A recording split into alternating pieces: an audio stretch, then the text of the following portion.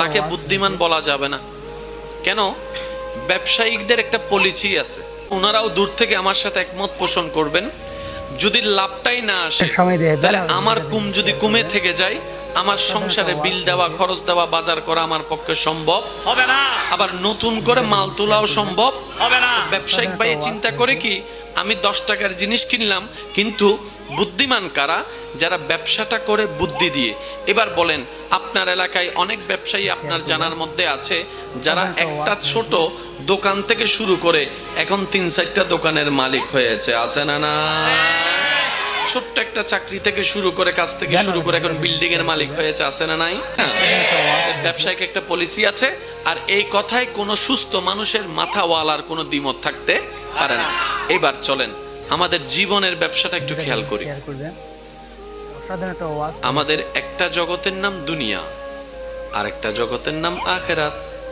দুনিয়া কিছুদিন পরে শেষ হয়ে, সুখ অনন্তকালের। এইবার আপনি আপনাকে, আমি আমাকে প্রশ্ন করি, উত্তর দেওয়ার দরকার নেই। এই জীবনকাল আমি আমার জায়গায়, আপনি আপনার জায়গায়, যা কিছু করেছি, যত পরিশ্রম করেছি, যত সহ্য করেছি, যত কি জানেন, আমরা সবাই মনে করি, আমার আওয়াজ কি শোনা যাচ্ছে একদম স্পষ্ট? আমি একটু আস্তে আস্তে বলবো আজকে, সেজন্য একটু খেয়াল করবেন। আমরা সবাই মনে করি সুখে থাকার জন্য টাকার দরকার, সম্পদের দরকার। সুন্দর একটা জীবনের জন্য টাকার দরকার, সম্পদ। একটা সময় গিয়ে ওই সম্পত্তিটাই তার দুঃখের কারণ হয়ে যায়। ছেলে মেয়ে পর্যন্ত মা বাবাকে ঘর থেকে বের করে দিচ্ছে এই সম্পত্তির কারণে। তখন বাবা চিন্তা করে, কিরে এই সম্পত্তি আমি কামাইছি তো সুখে থাকার জন্য, আজকে দেখি এই সম্পত্তি নিয়ে আমার ছেলে ছেলে মারামারি। আমি কি করলাম? আমি তো এখন শান্তির খুঁজে তাদেরকে অশান্তিতে ঠেলে দিছি। কামাইলেও জ্বালা, না কামাইলেও জ্বালা। সম্পত্তি জুড়াইলেও জ্বালা, না জুড়াইলেও জ্বালা। সম্পত্তি জুড়াইলে বেশি কে নিবে সে চিন্তায় মগ্ন, আর না জুড়াইলে গালাগালি করে, কেন জন্ম দিছো আমাদেরকে। একটা বিপদে না পড়ল ব্যাপার। তবে শুনে দেখেন, প্রত্যেকটা মানুষ যেই ধর্মেরই হোক, যেই মতেরই হোক, যেই নীতিরই হোক, যেই চিন্তারই হোক, সব মানুষের চাওয়া একটাই, দিন শেষে একটু সুখে থাকা, একটু শান্তিতে থাকা। মুরব্বীদেরকে জিজ্ঞেস করেন, যারা একসময় এই এলাকায় রাজত্ব করে, মতো কোনো কিছুই নেই। জীবন তো আমাদের, সূর্যটা তো জীবন, সূর্য অস্তমিতের দিকে যাচ্ছে, এখন বেশি কিছু চাওয়ার নাই।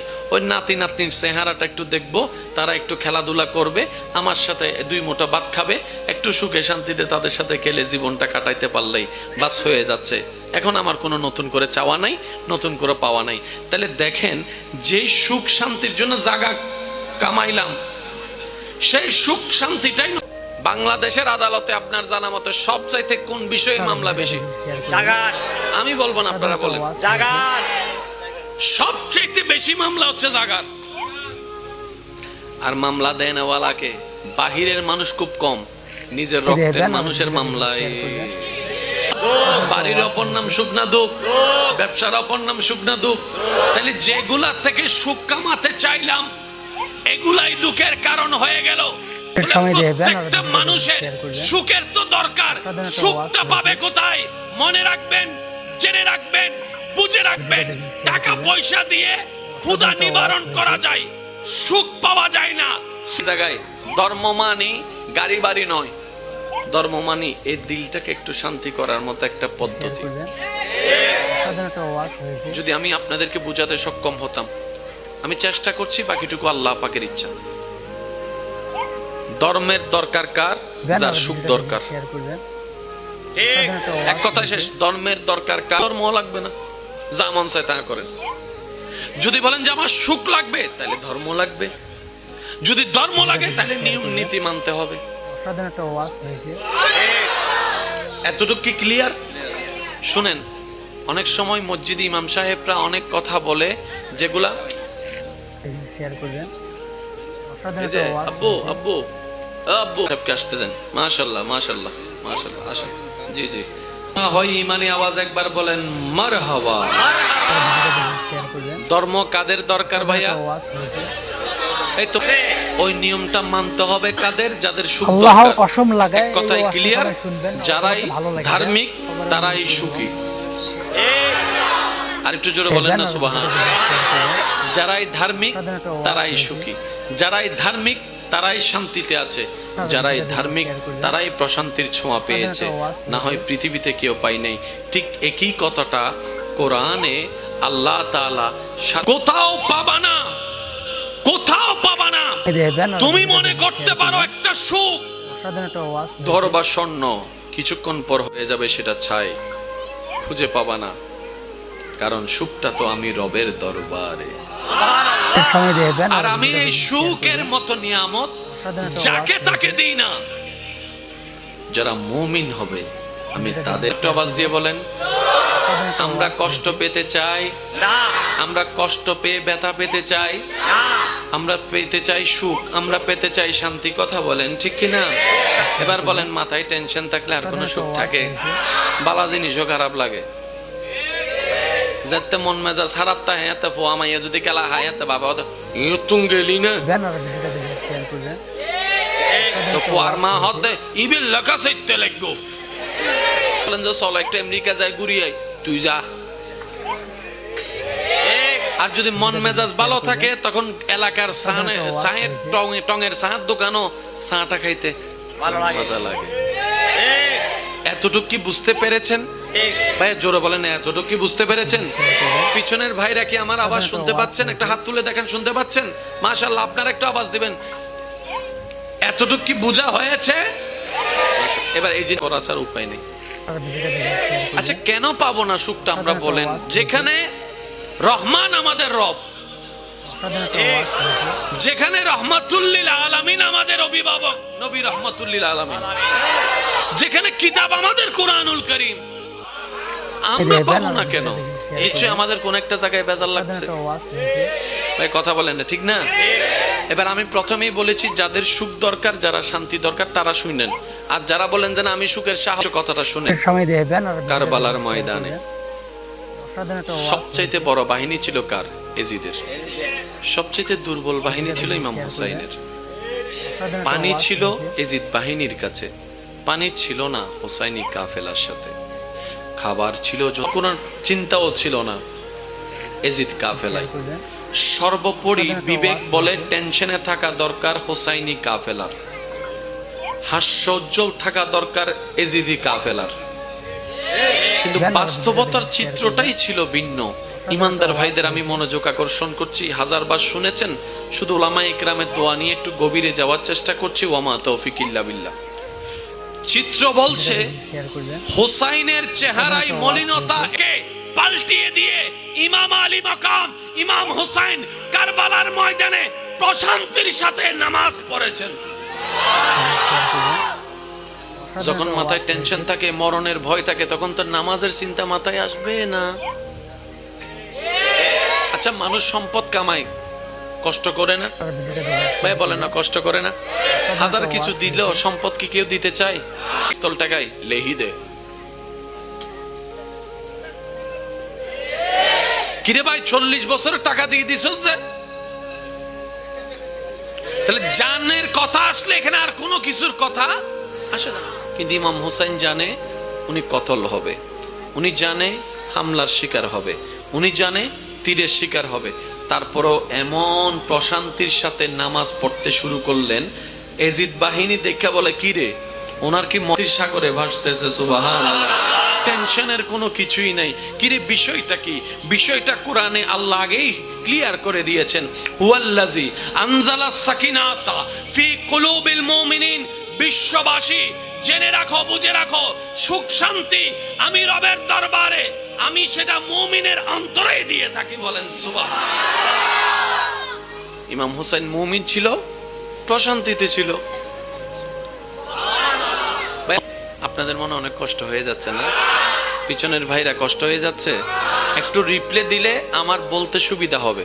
সেজন্য আমি আপনাদেরকে বলছি, বুঝতে পারছি আপনাদের অনেক গরম লাগতেছে। আপনাদের যদি গরমটা 10 ডিগ্রি লাগে, আমার তো 50 ডিগ্রি লাগতেছে। আমি তো তারপরও করে যাচ্ছি, ঠিক না? কারণ আজকের গরম যদি সহ্য করে রবের দরবারে কবুলিয়ত পেয়ে যাই, এমনও তো হতে পারে রব খুশি হয়ে উম্মত আল্লাহর প্রতি সবসময় সুধারণা রাখিও, মনটা বড় রাখিও। লা তাকনাতু মির রাহমাতিল্লাহ, আল্লাহর রহমত থেকে কখনো মন ছোট করিও না। জগৎ বলবে যে তুই পাবি না, তখনও আপনি বলবেন যে আমার আল্লাহ চাইলে। এটার নাম তাওয়াক্কুল, এটার নাম বর্ষা। চিৎকার দিয়ে বলেন সুবহান। দেনেওয়ালাকে, তো ওই দেনেওয়ালাকে খুশি করতে পারলে সুখ এবং শান্তি আসবে। তো কিভাবে খুশি করব? ধর্ম পালন করতে হবে। তো ধর্ম তো পৃথিবীতে অনেকগুলাই আছে, কোনটা পালন করব?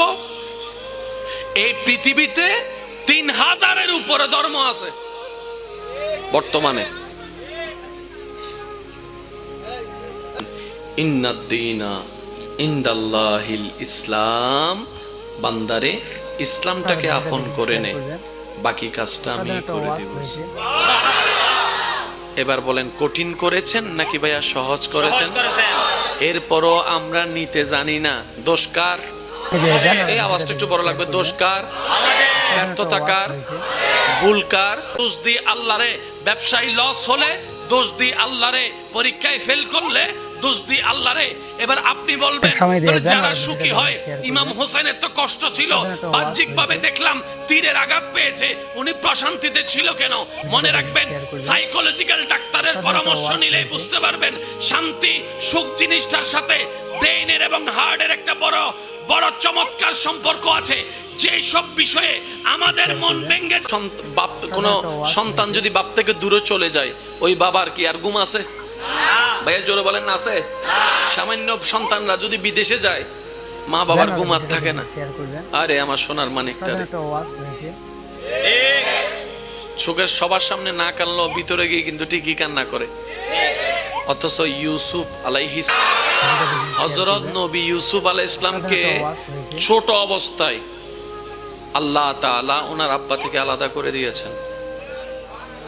যে ইউসুফ নবীর প্রেমে কান্না করতে করতে করতে করতে হযরত আইয়ুব আলাইহিস সালামের চোখ দিয়ে দুইটার আলো চলে গিয়েছে। বুঝতে পারছেন কষ্টটা কেমন? আজকে একটা কথা মনে রাখবেন, পৃথিবীর মধ্যে কোনো ফুলের উপহার নাই যে ফুলের আগে কাঁটার ব্যথা সহ্য করতে হয় না। যত দুঃখ আসবে জীবনে, আমার একটা কথা মনে রাখবেন, যত ধরনের দুঃখ কষ্ট আসুক, মনে রাখবেন আপনার সফলতার সময়, আপনার পাওয়ার সময়, আপনার নিয়ামত অর্জনের সময় খুব কাছে চলে আসছে, খুব কাছে চলে আসছে, খুব কাছে চলে আসছে। মনে রাখবেন ভাইয়েরা, পৃথিবীতে নবী রাসূলের, ঠিক কিনা?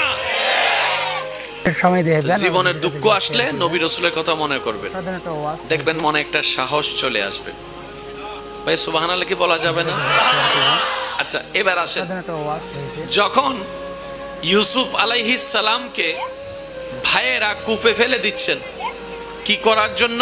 হত্যা করার জন্য। কি করার জন্য? হত্যা করার জন্য। করার জন্য ওনার ভাইয়েরা যে প্ল্যানিং গুলা করেছেন, সাকসেস হয়েছে কি হয় নাই? হয়েছে। কূপে ফেলতে চাইছে, ফেলছে তো, সাকসেস হয়েছে তো। তো ওনারা মনে করতেছে জিদিকে আল্লাহ আর গান বাকি আছে। আশা করি ওনার জীবন হলো মিলাইলে উত্তর পাইবেন। শেষ আল্লাহ তোমার মিকে চাইতে কি আল্লাহ হদাই যে বাকি আছে তো চাচার, আমরা তো শেষ। তো প্ল্যানিং করছে কি মাইরা ফেল। কিভাবে মারবি? কয় কূপ একটা আছে, ওটাতে ফালাই দিলে চিল্লাইতে কান্না করতে করতে এমনি মরে যাবে। ওরার প্ল্যানিং ওরা বাস্তবায়ন করেছে, বাচ্চাটাকে কূপে ফেলছে।